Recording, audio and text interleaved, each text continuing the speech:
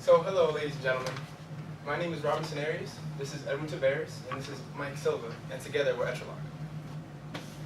Individuals with certain motor skill impairments, like arthritis, Parkinson's disease, and ALS, find it difficult and painful when entering and leaving their own homes due to the motions necessary to complete this task. These motions include twisting of the wrist and also gripping of the doorknob and key in order to get within the door. We created a survey where 40 participants reported actually having these motor skill impairments. As you can see, 94% said or reported that they had some sort of discomfort when unlocking and locking their doors. And 92% were dissatisfied with the current solutions.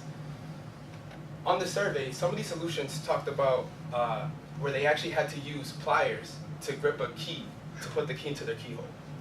Others were they had to use a brace to minimize the pain as they twist. And another one was holding their wrist in order to stabilize their hand to put the key into the keyhole. So we concluded that these solutions are just not acceptable. And this is a problem that we need to address today. According to PR Newswire, the SmartLock market, as you can see, grew to, was $1.28 billion in 2017 and is expected to grow to $2.68 billion by the year 2023.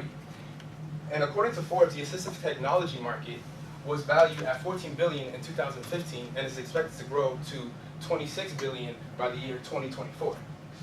Now, we see an opportunity in capitalizing in the simultaneous growth of both of these markets by creating a smart lock that would be marketed as an assistive technology and specifically designed to help these individuals with these motor skill impairments. And with that, we bring you ETRALock. Yep, so ETRALock is a smart lock that autonomously actuates any standard deadbolt and most door handles. The user will need to have an external RFID device within their possession in order for the lock and handle to actuate. So once the user is a certain distance away from the ETRALock, the ETRALock will lock their door behind them. And once the user is within a certain distance of the ETRALock, it will unlock the door in front of them. Now, since the ETRALock actuates the deadbolt and the lock handle, the system completely eliminates all hand motions necessary in order to enter and leave one's home. So it's hands-free? Hands-free, yes. Okay. Should use I that. should have said that exactly. Just turning and Put that right up there, hands-free solution. There you go. Yeah. So basically, all the user will need to do is simply push or pull the door in order to open or close it. There's no twisting motion, gripping motion necessary. Now, ETRALock is an independent system where no additional devices are required to operate the system, such as a smartphone. And as you can see here, ETRALock, with this part of the system, will be easily installed over any standard deadbolt. What's not shown by these pictures is the part of the system that will also be easily installed, and it's what actuates the door handle. Now, we are eliminating, since this ETRALock is simple to install, we are eliminating basically all the pain and hassle a person with these certain mobility impairments will go through when having to remove their own lock in order to put a new one in. And also they wouldn't need any handyman as well. Now, as you can see by our competitive analysis, many of the top smart lock brands offer some of these features that I previously mentioned in their own products, but what they do not offer is a combination of these features that our product will include. Now, our competitive edge is in the design of our product, where we design the product specifically with these individuals with motor skill impairments in mind. We are completely eliminating all hand motions necessary in order to enter and leave one's home. And because of this, we are better suited to enter the assistive technology market as a smart lock as opposed to any of our top competitors. Now, so if we receive $5,000, we would plan to use $3,000 for the research and development, further research and development of our product, $1,000 for 3D printed materials to build the enclosure of our multiple prototypes, and $1,000 for the eventual marketing of our target customer segment once the prototype is fully developed. And if we were to receive money from difference makers, we plan on starting a company to tackle this problem head on. So that was it. Thank you. Thank you guys. Excellent work. Nice job. 5 minutes exactly. That was well done. Oh. So I have a quick question, just, yeah.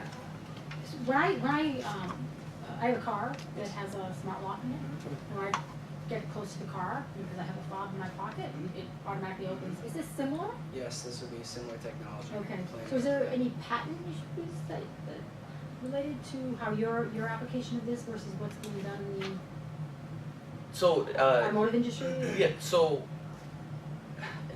not exactly. We don't know exactly if there are any patent issues in terms of the RFID system, but I would, based off my assumption, I would assume not, just because there's multiple different car manufacturers that have this technology, Mm-hmm. and I'm assuming it's not. It's a different mechanical thing that you're doing, right? Because we say open and close. My question was, Yep. is the door physically open too? No. Or you have to still No, use your hand, no, right? it won't. It's a push. You would have to You push it. You have to push it. Yeah, but it does activate, it Yes. does, it does. Yes. But it does Yeah. open a little bit, enough for them to push them. Exactly. It'll be Right, enough right, for them to right, push yeah. or pull it closed. Yeah. Yeah. It activates the mechanism, yes. Yes. Exactly. So it basically makes your door a smart lock. So in cars, right, they're Without not actually- opening the door, Yeah. No. they just open the lock. No, Exactly. right. So how are you gonna handle, we've got major problems with power outages, right? So I've got this old man that going in, he's maybe using a thumbprint maybe as the form of unlocking the tumbler. I know you got batteries, but they go away for a week, they lost power, and they come back and they can't get in. Is there a override you've thought about, that type of stuff, safety mechanisms like that? Yeah, so if you can go back a couple slides. My second question is, if you're stuck inside the house, and you lose power, Exactly. that fire going on, Yeah, you're yeah. gonna have to Can't say- get out. Yeah. I Right, think- yeah. Okay. Okay, so as you can see, this is a rough sketch of what we're planning on making. This is the actual deadbolt, and then this is the ETRALock. And so as you can see on here, you can manually do it yourself Inside? if you want. Okay. And also, we're planning on putting a low battery indicator on there. So So it doesn't You shouldn't- stop you from opening and locking the door the same way you did before, Yeah. if you wanted to use blind. Exactly. No, yeah, it doesn't Yeah. stop Okay. that. It basically just Okay. rests Okay, right yeah, there. that's- Thanks. All right, so it's not a That's a good replacement. idea. Yeah. Thank you for that. Okay, no that's I important. did not know that you were taking that away. And so if when you're coming into the house and you want the door closed, you're gonna have to pull your door closed. How do you make sure that it latches before you walk away? Because if you want it to latch before you leave it, but if you're close by, you gotta tell whether you're in the house or Yeah, out of the or house. is that, coming which in. way you're coming, is it front of you or Oops, I behind forgot my you, you know? keys Right, to my car, I gotta go back in. Yeah. right. So the same thing could go with the cars, how they figure out if you're inside or outside of the door. So Yeah. we're gonna figure out how that technology works with the money we're given. Okay. And we're gonna do some testing based off of that Okay. and, further improve that for our. I guess you should be able to tell what side of the door you're Yeah, on. so. Yeah. Right. Yeah, exactly. Will. Yeah. Okay. But also the subtle point is like you wait for that click when you close it, but if you've already thrown open the deadbolt and the thing, you won't have that telltale click that it's Mhm. locked. But a solvable issue. What are your backgrounds, by the way? I'm electrical engineer. Electrical? Electrical. We're all electrical. All right. Yeah. Holy baby! Yeah, that's right. And when was it that made you go after this market? I mean, you family members? Yeah, so my grandmother actually suffers from arthritis, and it really stinks when you because usually on the weekends I go back to see her, and when she actually when she tries to open the door and you see that she can't do it, and it's like, why is this so hard, and Yeah.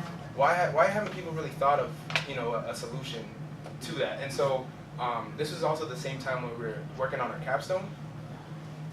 And so we thought, well, I was the one who thought of it, and I told my friends, I think this would be a great idea because this is people that actually suffer with it. And then that's when we, just to make sure, we created surveys and talked to individual people to find out this was an actual issue, and it was bigger than I ever imagined. So Yeah. Yeah. No, I think it was great that you did the survey. And I'm sorry, so I can just build on his point. Another point is as well, like my uncle, he's deaf and he's mute as well. My brother has autism.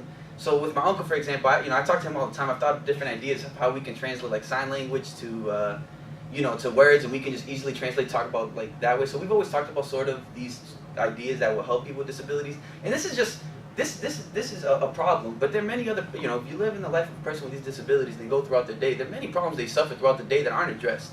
And I don't want to say they're easily addressable, but there are definitely ways to minimize the pain that they feel throughout their day, period. Yeah, and this is one thing. One thing. Right.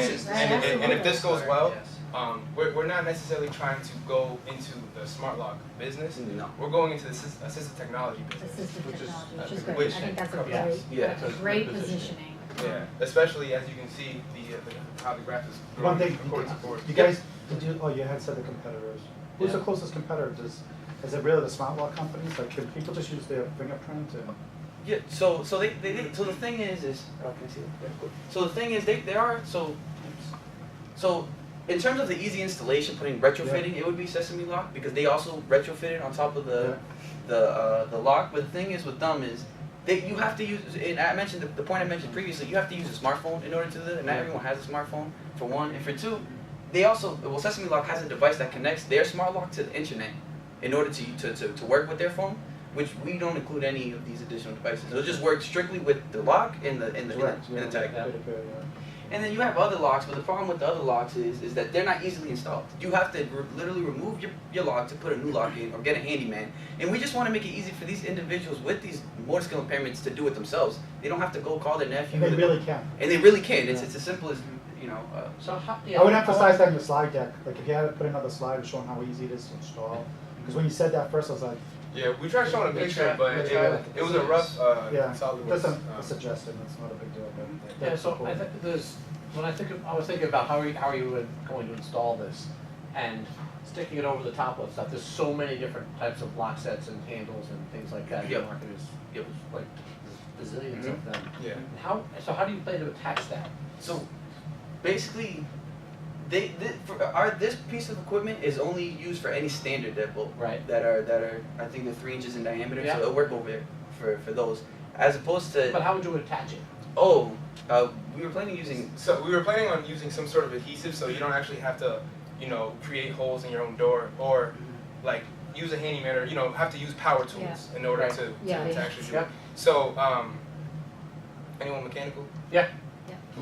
So essentially, what we would be doing is it'd be some type of like disc that grabs onto the standard. Yeah, exactly. Thank you. So this we did research and the standard size is I believe a diameter of 3 inches, and so once it gets on there, we'll actually have a motor within the ETRALock as well that will actuate. But you would like to use adhesive to stick it on the door. Yeah. Some sort of Because I adhesive. think if you're gonna, you might have an option where if you're going to do this, that it's just take too much handyman work to Right. pull out a deadbolt and stick it and put your thing in and it's in a secure way that that fits a standard opening. Mhm. It's not that, it wouldn't be that hard to do Yeah. that. Because you might be biting off a big chunk to try to figure out how do I make something that's retrofittable universally. Yeah, to everything that's universal, out yeah. there. okay, I see. Okay. That's a good point. Thank Yeah, I think the RFI, so in your survey, how big of a deal was the use of the smartphone, right? Like, I feel like that's a big impediment. My grandmother would never have a smartphone. My Right. dad Exactly. really. Exactly. My grandmother doesn't. Yeah, right, so I think that is my portion of it huge. is huge, Yeah. like avoiding that, Right, because yeah, I think so. there's a ton of people that don't want that. Yeah. That's just an added frustration for them. Exactly. One other observation here, I looked at on your survey, on here, the folks you surveyed, 50% of them were under age 40. Yep. That's a young crowd. Yes. I think this is, there's a lot of people at all age ranges that know Yep. assistive technology, but I think you're gonna be ending up pitching to the more senior crowd, and I No, think that. yeah. we definitely right. will. So the 50%, the reason why we got 50%, so when we did the survey, I don't know, are you familiar with Reddit at all? So when we went to put the survey on There's Reddit, no seniors. no seniors on Reddit, but they did have the disability. I know Reddit because my son Exactly. is on Reddit So all the time. that's I'm that's not the on reason it. why. But I'm pretty Yeah. sure, Yeah. if we specifically only targeted individuals that were older, we would have got similar results. But these are individuals that are younger that still deal with the Yeah. same problem. Yeah. And another, consideration too is as you're working, as you're starting to market to this target audience, Yes. physical therapists and things like that, that being in their, their bag of tricks to help you know, when they're going out and working with, you know, individuals who have these impairments, you know, knowing about this product. Yep. Yes, Yeah. exactly. Yep. Working with security companies is another big one. Right? That is Security definitely another homes, thing, yep. they have the people with the launch out Mhm. there. So if you're gonna get to physically removing these types of deadbolt systems, maybe there's an electronic version of it with the thumbprints and all that. It's gonna be a big open market for them. So, good job. Yeah, nice job. Excellent. Excellent, good job, guys. Appreciate it. Thank you.